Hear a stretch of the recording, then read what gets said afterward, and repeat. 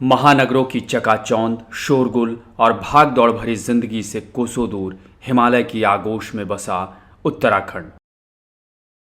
दुनिया इसे देवभूमि, तपोभूमि कहती है। कहीं बर्फ की सफेद चादरों में लिपटे गगनचुंबी शिखर, कहीं झरझर करते झरने, तो कहीं अविरल नदियों की धाराएं, तो हर तरफ हरियाली, कहीं घने जंगल, तो कहीं बिल्कुल वीरान पहाड़। जहां तीर्थस्थलों में कहीं घंटियों का नाद, तो कहीं जयकारों की गूंज से पूरा वातावरण भक्तिमय हो जाता है। यहां रोम रोम में आस्था, श्रद्धा और विश्वास का संचार होता है। और इन्हीं में से चार धाम की महिमा और महत्व के तो क्या कहने। प्राकृतिक सुंदरता और पवित्रता के साथ साथ और भी कई विशेषताओं को समेटे उत्तराखंड में चार धाम यात्रा कल्याणकारी और फलदायिनी के साथ साथ ये मोक्षदायिनी भी है।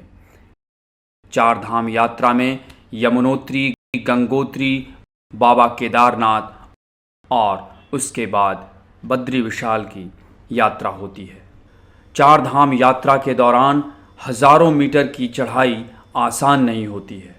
सनातन धर्म शास्त्रों के अनुसार यमुनोत्री, गंगोत्री, केदारनाथ और बद्रीनाथ हिंदुओं के सबसे पवित्र स्थान हैं, इसलिए इन्हें चार धाम भी कहा जाता है।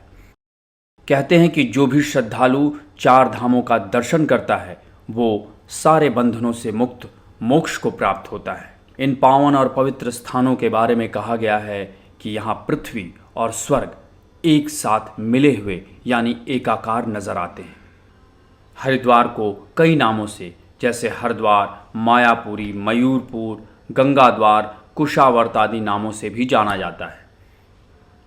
इसे यमुनोत्री, गंगोत्री, बद्रीनाथ, केदारनाथ का प्रवेश द्वार कहा जाता है, जहाँ श्रद्धालु रेल मार्ग या फिर सड़कों के जरिए पहुँचते हैं। मोक्षदायिनी गंगा के किनारे बसा हरिद्वार शिवालिक पहाड़ियों से घिरा है। चार धाम यात्रा के दौरान हरिद्वार के बाद श्रद्धालुओं का अगला पड़ाव ऋषिकेश होता है और ये 25 किलोमीटर का सफ़र तय कर ऋषिकेश पहुंचा जाता है। माँ गंगा के पावन तट पर बसा ऋषिकेश भी चारों ओर से पहाड़ियों और हरी भरी वादियों से घिरा है। ऋषिकेश को ऋषि मुनियों की तपस्थली माना जाता है।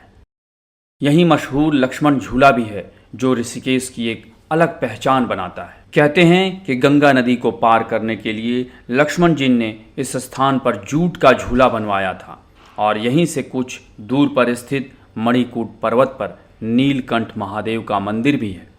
कहते हैं कि भगवान शिव ने इसी जगह पर समुद्र मंथन से निकला विष पिया था। वैसे देखें तो ऋषिकेश से ही चार धाम यात्रा के लिए ऊंचाई या यूं कहें चढ़ाई शुरू हो जाती है।